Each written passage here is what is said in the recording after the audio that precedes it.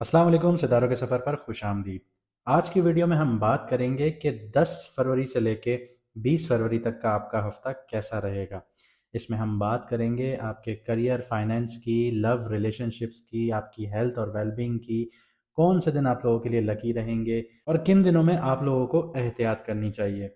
इसके अलावा अगर आप लोगों की ज़िंदगी में मुश्किलात चल रही हैं, चाहे काम कारोबार से रिलेटेड हो, आपके लव अफेयर से रिलेटेड हो, आपकी शादीशुदा ज़िंदगी से रिलेटेड हो, हेल्थ से रिलेटेड हो और आप लोग अपॉइंटमेंट लेना चाहते हैं और अपनी ज़िंदगी को बेहतर बनाना चाहते हैं, तो स्क्रीन पर आपके नंबर आ रहा होगा। आप लोग मैसेज करके अपॉइंटमेंट बुक करवा सकते हैं। मैडम एस्ट्रोलॉजर एन बख्श आपको राइट वे में गाइड कर सकती हैं। इसके अलावा जिन लोगों को अपना मून साइन नहीं पता, वो कमेंट सेक्शन में अपनी ओरिजिनल डेट ऑफ बर्थ लिखें, आपको आपका मून साइन बता दिया जाएगा। आखिरी बात यह कि चैनल को ज़्यादा से ज़्यादा सब्सक्राइब कीजिए, लाइक कीजिए, शेयर कीजिए, क्योंकि बहुत जल्द हम लाइव आना शुरू होंगे जिसमें आप लोगों के मसले मसाइल, आप लोगों की कुंडलियां हम लोग लाइव डिस्कस करेंगे। तो आप जब तक आप लोग सब्सक्राइब नहीं करेंगे, आप लोग वहां पे कमेंट नहीं कर पाएंगे। तो आइए वीडियो को शुरू करते हैं। अब बात करते हैं कैंसर मून साइन वालों की, यानी कि कर्क राशि, यानी कि बुर्ज सरतान वालों की। तो करियर और फाइनेंस के हवाले से बात करते हैं तो मार्स आप लोगों के 7th हाउस में बैठा है, सरवना नक्षत्र में बैठा है, तो स्ट्रेटेजिक कम्युनिकेशन देता है यहाँ पे। पार्टनरशिप्स और टीम वर्क में इंटेंसिटी क्रिएट हो जाती है। आर्ग्यूमेंट्स को यहाँ पे आप लोगों ने अवॉइड करना है, डिप्लोमेसी से काम लेना है। जुपिटर रेट्रोग्रेड बैठा है आपके 12th हाउस में, तो प्लानिंग यहाँ पे बहुत ज़्यादा स्लो हो जाती है आप लोगों के लिए।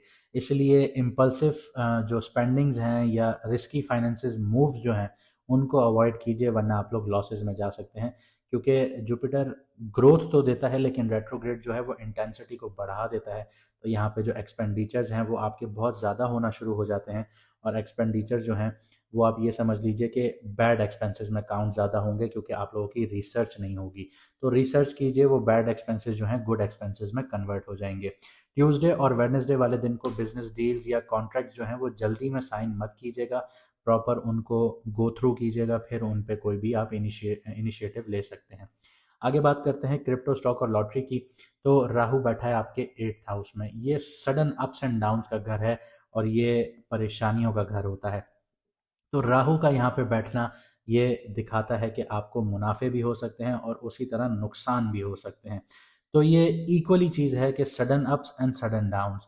तो कैलकुलेटेड रिस्क लीजिएगा और एक्सपर्ट की एडवाइस ज़रूर लीजिएगा। इसके अलावा एंट्री आप लोगों ने नहीं लेनी, प्रॉपर रिसर्च के साथ।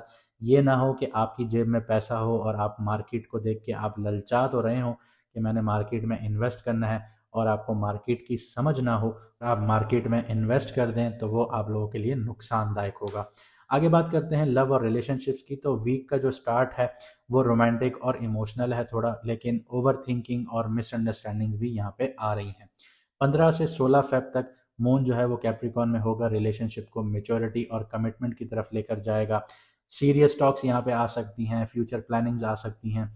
और सिंगल्स की बात करें तो डीप इमोशनल कनेक्शंस आप लोगों के बनते हुए नजर आते हैं, स्पेशली ऑनलाइन या फिर हिडन सर्कल्स में आप लोगों के लिए।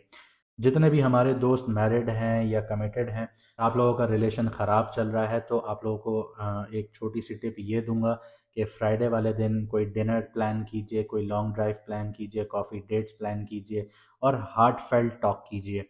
तो ये आपकी बॉन्डिंग स्ट्रॉन्ग करेगी, आपका जो रिश्ता डगमगा रहा था उसकी बॉन्डिंग स्ट्रॉन्ग हो जाएंगी। आगे बात करते हैं आपकी हेल्थ और वेलबींग की। आप लोगों ने पिछले 2.5 साल बहुत ज़्यादा ट्रॉमास देखे। अचानक से आपकी जो मेंटल एंजाइटी है वो बहुत ज़्यादा ट्रिगर हुई, मेंटल फटीग आप लोगों ने देखी। तो वो सारी चीज़ें आपको सैटर्न ने 8th हाउस में दी थी। अचानक से एंजाइटी का शिकार हो जाना, बहुत ज़्यादा ट्रॉमा देखना, ये सारी चीज़ें आपको वहाँ पे मिली थी।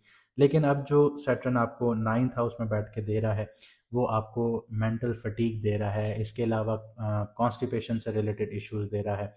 ये आप लोगों ने बहुत ख्याल रखना है, क्योंकि सैटर्न बैठा तो 9th हाउस में है, लेकिन देख वो 6th हाउस को रहा है।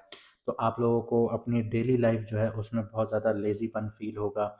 आप लोगों को हड्डियों से रिलेटेड इश्यूज देखने को मिल सकते हैं, कॉन्स्टिपेशन से रिलेटेड इश्यूज देखने को मिल सकते हैं, लिवर आप लोगों का डिस्टर्ब हो सकता है, दांतों से रिलेटेड इश्यूज आ सकते हैं। तो अपना ख्याल बहुत रखना है आप लोगों ने। इसके अलावा मोटिवेशनल डिप देखने को मिल सकती है आप लोगों को, कि आप लोग मोटिवेटेड नहीं हो रहे ज़िंदगी में। तो इन चीज़ों पर भी आप लोगों ने काम करना है। तो मेडिटेशंस कीजिए आप लोग, अपनी नमाज रोज़ा ये सारी चीज़ें आप लोगों ने कंटिन्यूएशन में रखनी है, ऊपर वाले से मदद मांगनी है।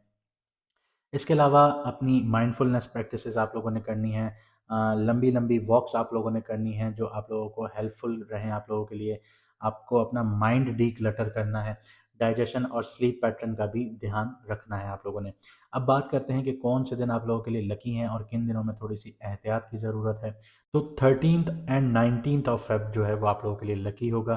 क्लैरिटी मिलेगी इन दिनों में, प्रोडक्टिविटी हाई होगी, हीलिंग भी होगी आप लोगों की जो पिछले 2.5 साल में आप लोगों ने ट्रॉमास देखे। उसके अलावा आपका लक भी आपके साथ देगा। लेकिन कौन सा दिन अनलकी है या किन दिनों में आपको एहतियात की ज़रूरत है, वो 10th 11th and 15th of Feb है। क्योंकि यहाँ पे मून स्कॉर्पियो में होगा, इमोशनली बहुत सेंसिटिविटी होगी आप लोगों को क्योंकि मून आपके फर्स्ट हाउस का लॉर्ड है। इसके अलावा आपका जो 15 फेब है मार्स के साथ यहाँ पे मून नज़रात में होगा, तो यहाँ पे रिलेशनशिप में स्ट्रेस देखने को मिल सकती हैं और आप लोग यहाँ पे इमोशनल स्ट्रेस में भी आ सकते हैं, तो थोड़ा एहतियात से आपको आगे चलना होगा। अगर आप यहाँ तक आ ही गए हैं तो इसका मतलब है कि आप अपनी ज़िंदगी को बेहतर बनाना चाहते हैं। तो वीडियो को लाइक शेयर ज़रूर कीजिएगा, कमेंट में अपनी राय ज़रूर बताइएगा, चैनल को सब्सक्राइब ज़रूर कीजिएगा अगर आप हमारे साथ लाइव में जुड़ना चाहते हैं। इसके अलावा अगर आपको आपका मून साइन नहीं पता तो आप कमेंट सेक्शन में ज़रूर लिखिएगा, आपको हम आपका मून साइन ज़रूर बताएंगे। और इसके अलावा अगर आपकी ज़िंदगी में मुश्किलात बहुत ज़्यादा हैं और वो हल नहीं हो रही, तो आप लोग अपॉइंटमेंट बुक कीजिए, आपको मैडम एस्ट्रोलॉजर एन बख्श बहुत अच्छे से गाइड करेंगी, बहुत अच्छे से आपके रेमेडीज़ आपसे निकलवाएंगी ताकि आपकी जो ज़िंदगी की मुश्किलात हैं वो हल होना शुरू हों। मुझे दीजिए यहाँ से इजाज़त, मिलते हैं अगली वीडियो में सितारों के सफ़र पर।